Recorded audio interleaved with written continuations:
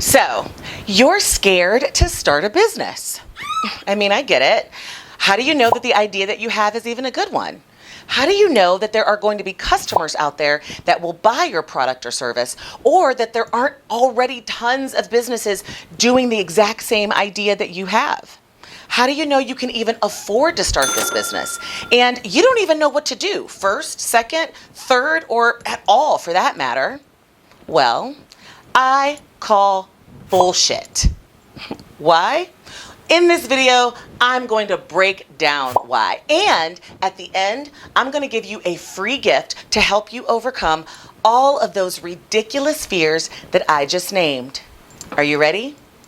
Then let's get to work. You an entrepreneur, I got what you need.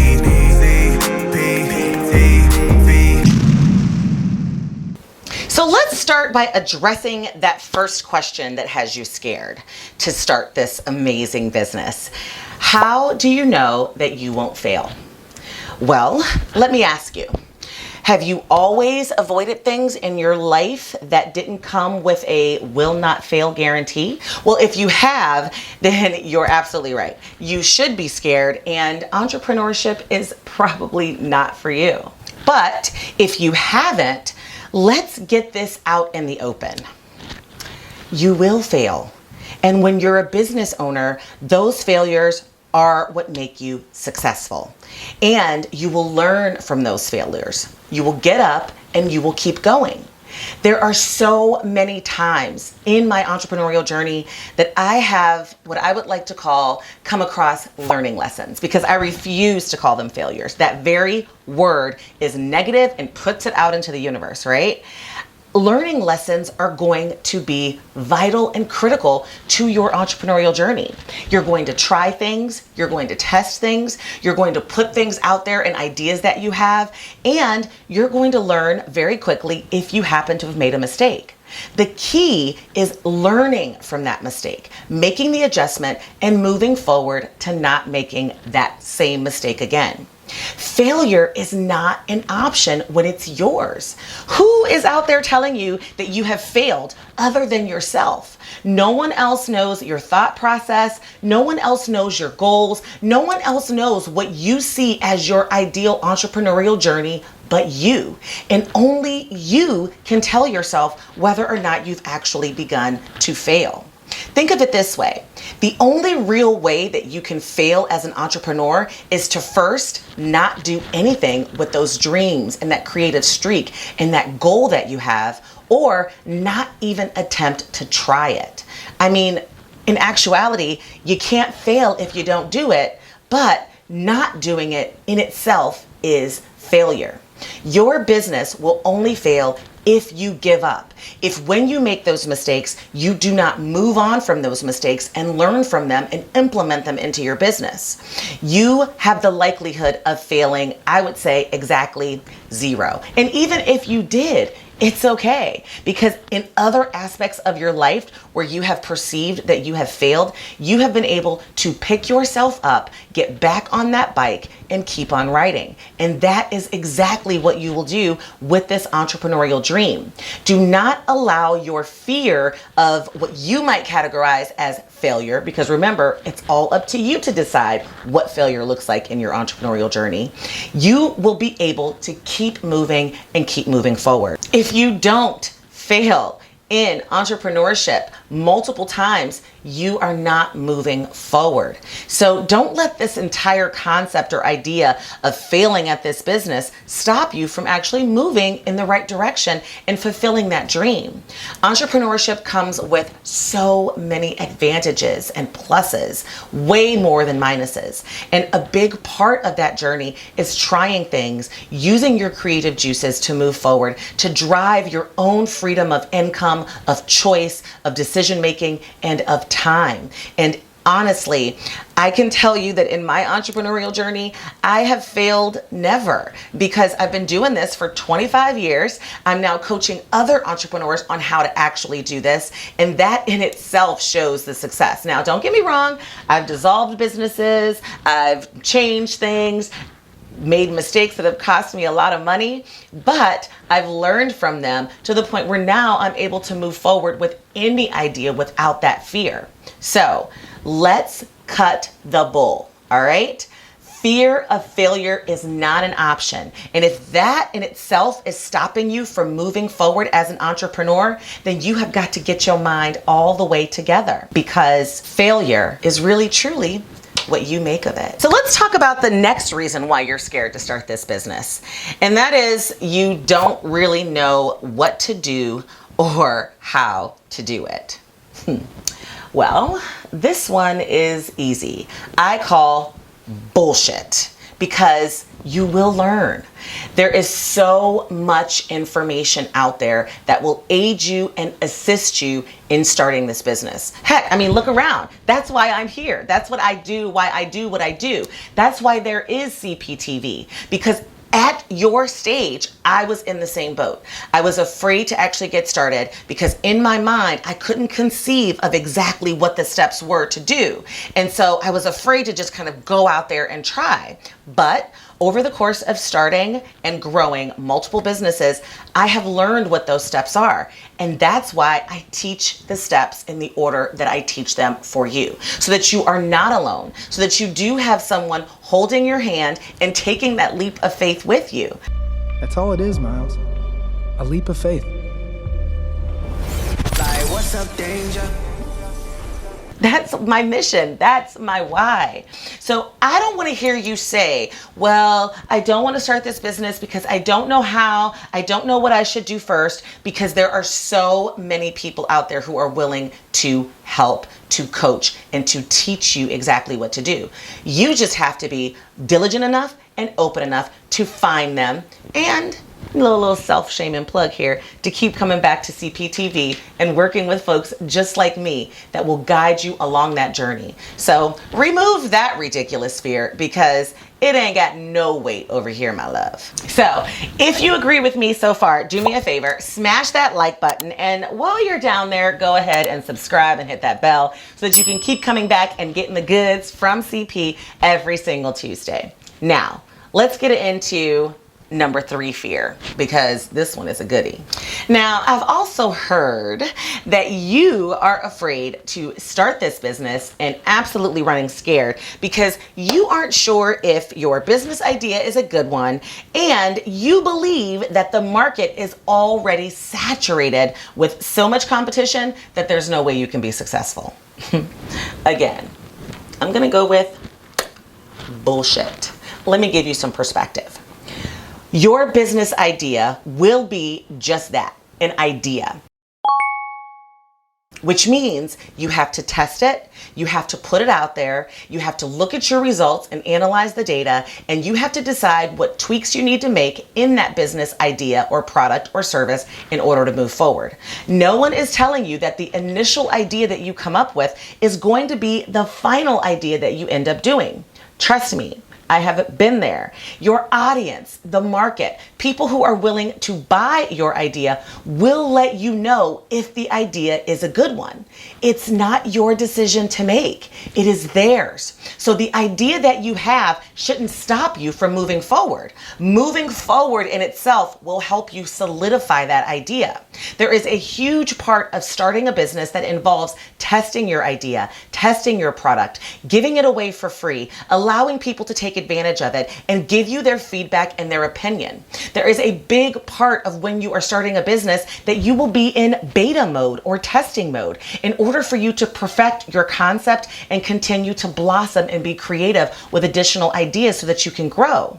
Being an entrepreneur and having your own business fills that basic need that you have to make your own decisions. But ultimately, the audience, the market, and people buying from you will tell you if your idea is a good one. If you never give them the idea because you're too scared to actually start this business, you're never going to know if it's a good idea. So let's not guess and let's not assume that your idea isn't a good one. Let's move forward with what that idea is. Let's test it. Let's try it. Let's get some feedback, and then let's tweak and move forward, because not moving forward with your idea is the only way that I can tell you that you will not succeed. Now let's address this fear of not having enough money and not having enough time to actually start your business. Seriously? Well, let me tell you. First of all, let's talk about this money thing. Yes, it is going to be a cost for you to start this business, but you can always start this business as a side hustle. Now, I actually recommend that that's what you do. That's what I did in my very first business. I began doing it on the side because, like I said, in the very beginning of starting your business, there's going to be some testing and betaing and seeing if your ideas can take hold and if people are actually interested. And the best way to do that is as a side hustle while you're still employed, while you are still driving revenue into your business, so that you can get a real true sense of how big this thing can actually be. Eventually, as you continue to do it as a side hustle, you will begin to drive enough revenue where your side hustle will begin to replace that full-time hustle. And even in the beginning, if you haven't decided, now I'm making enough money in order to be able to leave my job, as long as you know and you can see the potential of that money growing, then you can feel safe and comfortable in that I don't have enough money to start this business. Now, there's two aspects of not having enough money that you might be thinking of. One is personally not having enough money in order to pay your bills. And the second is not having enough money to actually get the business started. And I actually did a whole nother video on how to kind of accumulate that first $10,000 in order to start your business. So I'm going to go ahead and link to that video here, because that gives you a clue on how you can begin to build the financial stability that you need to invest in your business. And the side hustle idea that I just came up with is a perfect way to address your concern about not making enough money personally. It is okay to start this business idea as a side hustle. That doesn't mean that you shouldn't set it up properly. That doesn't mean that you shouldn't officially register it. That doesn't mean that you shouldn't set the strong foundation that you need in order to really see it grow.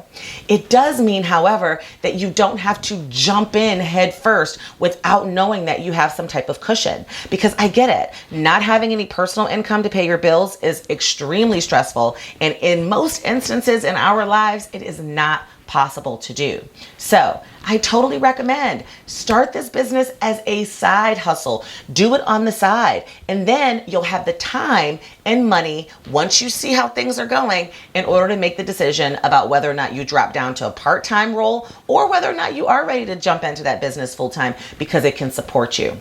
Now, let's address this whole time thing, because I've already talked about starting it as a side hustle, and the number one response I get that I call bullshit on as well is, I don't have enough time to actually do a business as a side hustle. I don't have enough time to do this business because my life is all crazy and hectic. And I'm going to ask you what I have asked you in many other a CPTV episode. Do you control your time, or does your time control you? Come on, Claire. Answer the question. Answer the question, Claire. Because if your time controls you, then I absolutely agree, girl. You are not going to have enough time to start this business. But if you make the determination that you are going to begin to implement the right time management techniques, to train yourself on how to prioritize your business, even sometimes over your social life. And what do I mean about that? I mean, when I was first starting my business, because it was a side hustle, there were things that I had to sacrifice from a time perspective. You're right. Not everything can be fit in. There are some things in life that you have to do and that you have to make the time for. Work, family, children, sleeping, eating, all that kind of good stuff. But there are other things that we know we do to waste time, and also that are more luxurious in giving of our time, like, happy hours or girls' night outs or a social life in essence. If you make the commitment to sacrifice some of those more luxurious time suckers that I just mentioned and focus in on developing the right time management tools and techniques and skills, you will have enough time to dedicate to starting your business. Let me give it to you this way. I know that you have had positions and you have had jobs in the past where you have given way more time to building someone else's dream.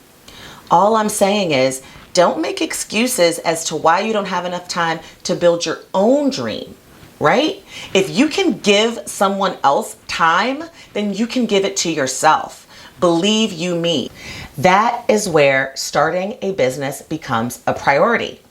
I know someone who I've actually been coaching who has enough time to have a full-time job and add on a couple part-time jobs, but doesn't have enough time to actually start her business. And it didn't make any sense to me. It's almost ridiculous because if she put that same amount of time and her 2 extra part-time jobs into her business as she does those 2 part-time jobs building and growing someone else's business, she would see that the income that she could generate from that business would far outweigh what she's making on an hourly basis working at a restaurant or working as a barista, right? So it's all about your mindset and you making the commitment to take control of your time. Be strategic. Be specific. Incorporate some of the tips and tools that I can provide to you in this video. I'm going to go ahead and link to about how to manage your time, how to become the master of your time. Because once you implement those things, this whole time, fear, I'm scared to start a business thing will go out the window.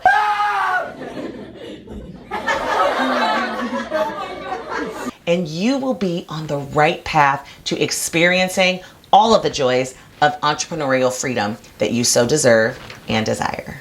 Now let's talk about this idea that your friends and family are going to think that you are crazy, and that's why you're scared to start this business. Okay. Oh, you crazy. I agree. Having your family on board is absolutely critical. You will need support and they will need to be prepared for this journey.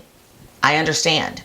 That is why it is very, very important for you to come up with a full-fledged plan before you start just discussing this concept and this idea with your family. Family typically is only telling you that you can't do it or thinking that you're crazy because they don't have a very clear picture, a completely thought out picture of what it is that you are attempting to do. Oftentimes that's our bad. We're the ones that just kind of throw ideas out there with no game plan, no real structure, no real strategy, and no real effective way to communicate what our thoughts are. So I'm going to challenge you. Before you start sharing and just throwing out this brainstorming activity that you're doing to your family, sit down, map it out, think it through. Do your research, be prepared and be serious. Because if you've got the family that I know you have and you sit down with them and very strategically say, here's my game plan. This is what I want for us. This is our dream. This is how it's going to help us. And you really work on that sales pitch for that business. They are not going to think they need to protect you, thus telling you that you are crazy. Because that's what that's all about, right? Protecting you from your own craziness. Let me tell you, if you approach them like a crazy person, they're going to believe that you're a crazy person.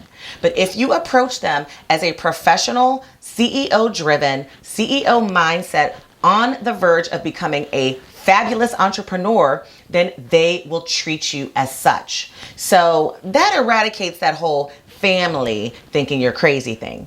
And if it doesn't, then just keep in mind, whoever that family member is that still thinks you're crazy, even after you've presented them with a well thought out, well presented, good case, then you just need to identify that that family member is a family member that you don't need to share everything about your business dreams with, because they're just not going to be supportive. We all have those family members. We all have those ones who feel like it is their personal goal and mission in life to make sure that they keep you in realistic world. I had plenty of them, and those same family members changed their tune when I was able to pay for a vacation for them or buy them a new roof for their house, okay? Hey, I'm on vacation every single day because I love my occupation. Now, as far as your friends are concerned, Ones we can depend on. you just love that song, don't you? I love that song. Am I showing my age? I think I do. Anyway, as far as your friends are concerned, we all have those friends. We already know who they are. You know, the friends who are a little bit more hater than they are friend, and for whatever reason, we keep them in our lives and we maintain their friendship. Maybe it's because we've grown up with them our entire lives, or they're more like cousins. Are you my cousin? Than they are friends. Whatever the situation is, we have those friends. We know who they are. And I need to tell you that those are the friends that you do not need to share things with, especially if they are going to bring you down. It's okay that they don't know everything about what's going on with you. It's okay that they aren't a part of that dream. It's okay that you can't share this particular aspect of your life with them, because what you don't need is anybody feeding into that fear that's going to stop you from pursuing your goals and your dreams. Now, we also have those friends that will push you, that will cheer for you, that will support you, that will give you ideas, and that will be that ride or die that we all need, right? That my best friend, she a real bad bitch, got her own money, she don't need no nigga. Exactly. Those are the friends that I want you to focus on. Those are the friends that I want you to share and to vent with. Those are the friends that I want you to make sure they are completely involved with what your mindset is around starting this business. Because those are the friends who are not only going to walk with you and ride the bus with you, but also really truly appreciate when you're on the back of a limo because your business is booming, okay? Those are the friends I want you to focus on. Not everybody is going to be on board, and that's okay. That should not stop you from pursuing your entrepreneurial journey, and it shouldn't keep you in a state of constant fear. Unless you want to use that as an excuse. And if that's the case, then I'm going to have to bring Asher into this discussion.